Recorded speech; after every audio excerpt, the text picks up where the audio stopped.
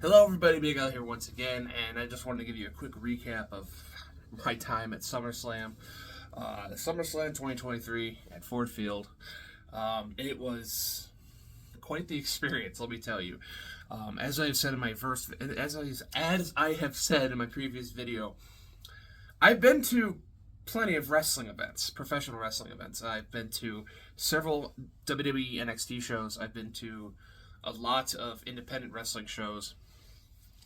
But I have never once in my life been to a main event for WWE. And this was truly a once in a lifetime opportunity. I don't think I'll ever get this opportunity again. So I'm blessed to have had this opportunity to go there with my friends and my cousin was there as well. So and I'm not going to go too in deep. I'm just going to give you a quick recap of what I thought of each fight. So, Logan Paul versus Ricochet. The sign that I made for Jason, which is, I hate that Logan Paul is good at this, rings so true for this match, because as I'm watching, now keep in mind, I think Logan Paul is a legitimately awful piece of shit as a human being. Not just playing a character, but like legitimately an awful piece of shit. Like he filmed a dead body. He filmed some poor bastard's corpse swinging from a tree. He's getting investigated by the FDA for his energy drinks, for marketing them to children. When it has way too much caffeine for kids of that age. He does NFT shit. He's completely ruined the Pokemon card market. And I think this is Logan Paul. But evidently he also abuses farm animals. I could be thinking of someone else, but if someone could correct me, so just let me know. But if that is the case, then again, fuck this guy. He is a legitimately awful piece of shit. But goddamn, can he play a heel? Like, oh my god. The second his music hit and he walked to the ring, everybody was booing him, and he loved it. He fucking reveled in it. He's like doing the Hogan ear cup, and flexing, and like doing good heel work. And it was a legitimately fantastic. It was a great match. It was a good opener, and there was some back and forth between him and Ricochet. Ricochet was getting the upper hand, and then of course, out of view from the ref, one of his entourage hands him brass knuckles, which he hits Ricochet with. The ref didn't see it. He pins him for the 1-2-3. The crowd erupts in boos, and there's Logan Paul goes up on one of the turnbuckles, points in the direction of me and Jason while Jason is holding the sign. I hate that Logan Paul is good at this. So we assumed that he was pointing at our sign, but when we looked at the Titantron, where the live feed for the pay-per-view is, it looked like he was pointing at Ricochet's fiance or whatever instead. But I like to think that he was pointing at our sign. So...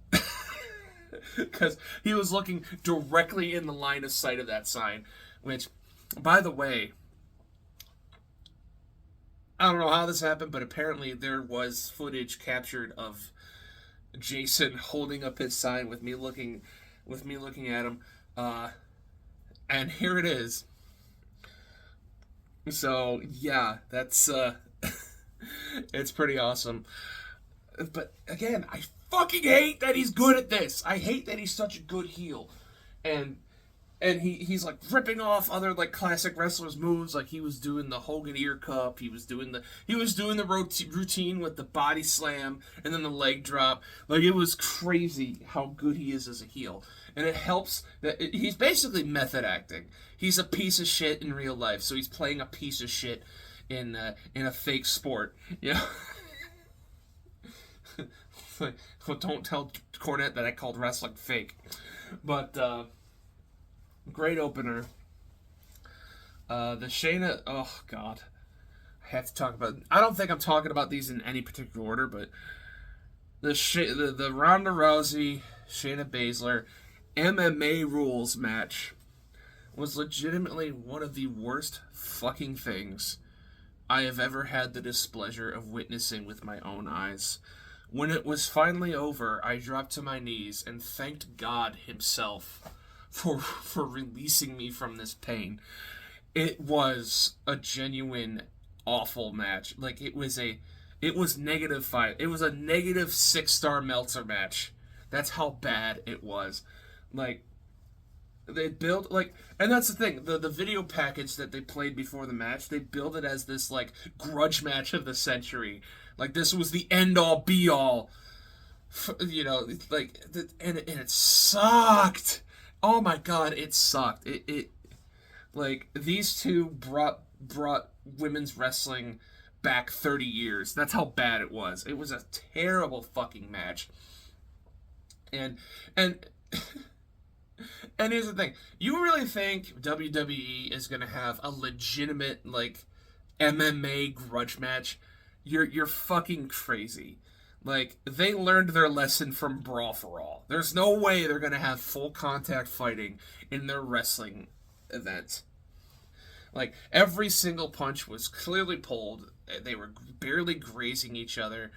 And there was and here's the thing here's the thing that's crazy. So when you go to a wrestling event, right, live, typically what they'll do is if they have a Titantron, if they have a big screen that they have the entrance music on, they'll have footage of the match of what you'll see on TV on the Titantron, but there's no sound and there's no commentary because it's a separate audio channel.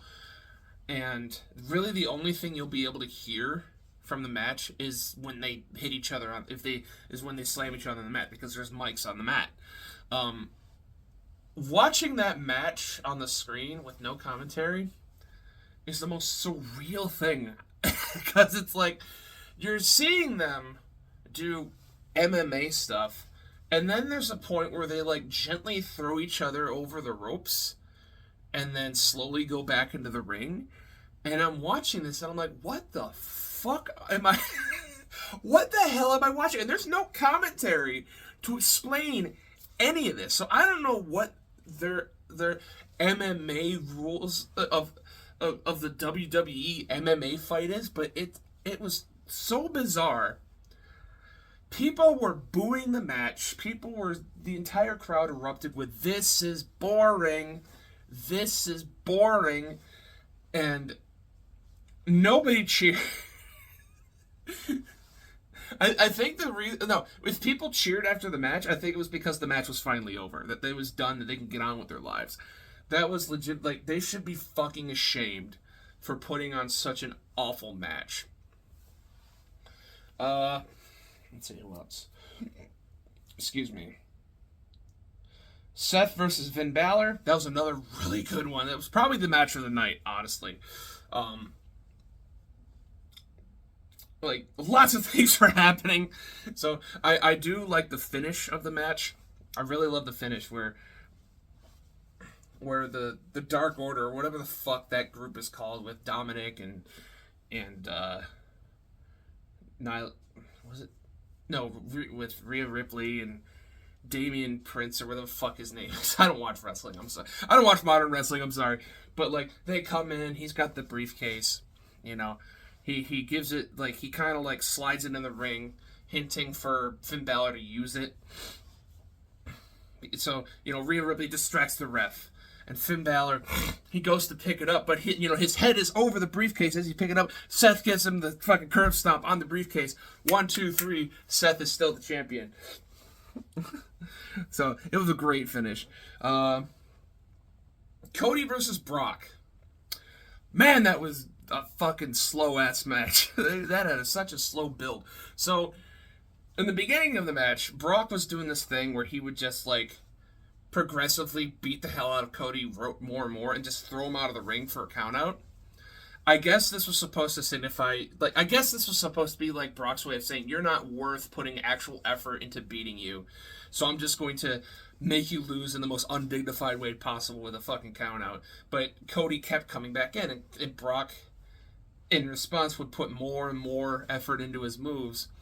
And eventually, like, he's like, "Fuck this," He doesn't he does an F5, froze Cody out. Cody runs back in. He does an F5 outside on the floor. Cody rolls back in. Brock gets super pissed. He's like, "All right, fuck this," like, throws him out, gives him an F5 on the table. Walks back in, and it looked like Brock was like getting ready to leave because he's like, "All right, that's it. There's no way you can get up." Cody gets up, and Cody's like, "Come on, motherfucker!" Like screaming at him, "Come on!" And goes for a Kimura lock.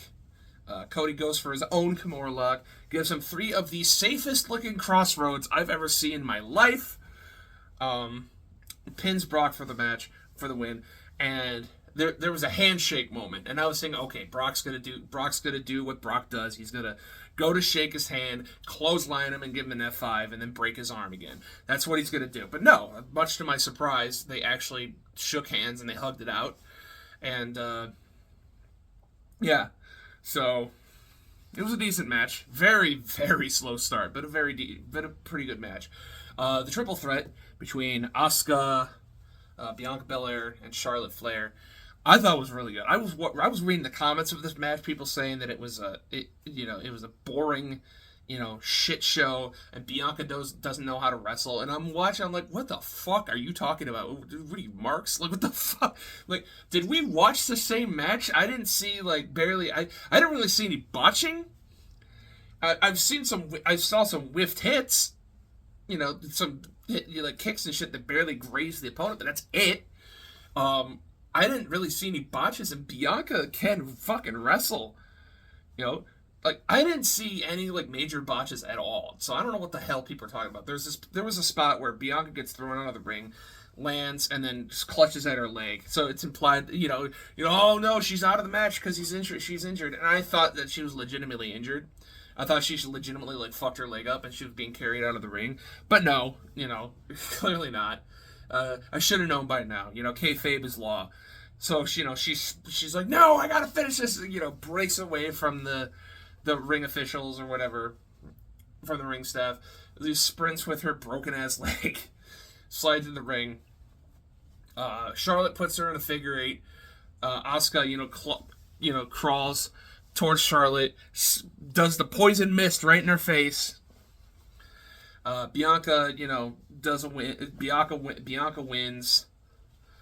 And then Io Shirai, I think is her name, she comes in. She's got the Money in the Bank briefcase. She hits Asuka with it. She hits Charlotte with it. She hits Bianca with it. She gives the briefcase to the ref, says, "I want to beat this bitch." The ref says, "Okay, you got a title shot." Moonsault for the win. It was great. The crowd erupted in applause. It was a great match. The Battle Royal was really good.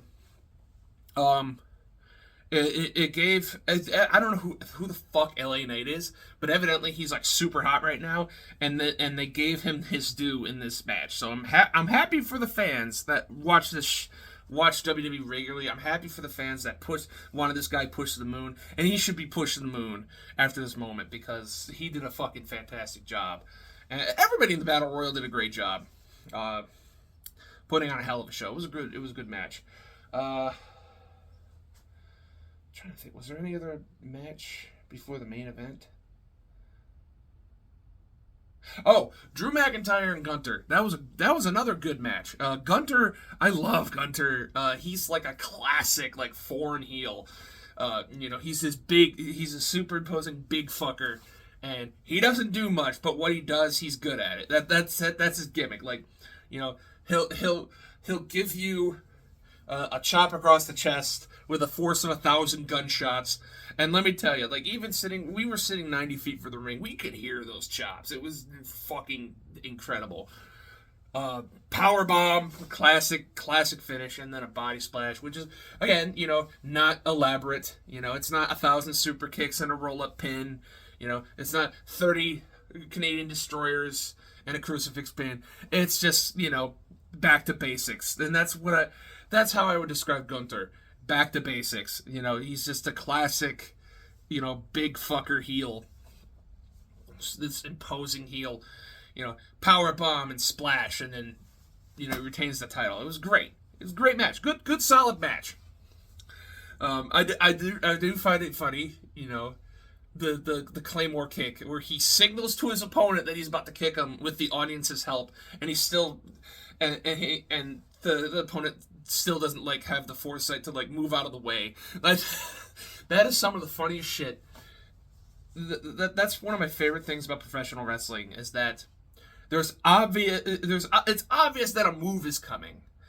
That a big finishing move is coming your way because not only does the wrestler signal it, but the audience signals it as well. There's audio cues that you're about to get your shit wrecked, and the guy still gets hit by the finisher. It's great. It's awesome. The tribal combat match with Jey Uso and Roman Reigns. Roman wins, lol. That's the best way I can describe this match. It was a good match. It slogged on for a while. It went too long for its own good, but it was a good match. And then Jimmy comes in, betrays Jay. There's one constant in professional wrestling: whoever sets up the table is going to go through it. If there's a table in the middle of a ring, where if they're signing a contract or whatever, somebody's going through that table. The table's set up in the corner. He's in perfect position. Roman hits the spear through the table. 1, 2, 3. He retains, and that was the final match of the evening. This was overall, aside from that abortion of an MMA fight. It was a solid pay-per-view. It was a solid show, and it is something that I'm going to remember for the rest of my life. So, if I were to give it a grade, probably like a B plus. Like it was a solid pay-per-view. It's just it's kind of muddied by that shit show. But yeah. That's all I got to say about SummerSlam 2023. This has been Big Al. Over and out.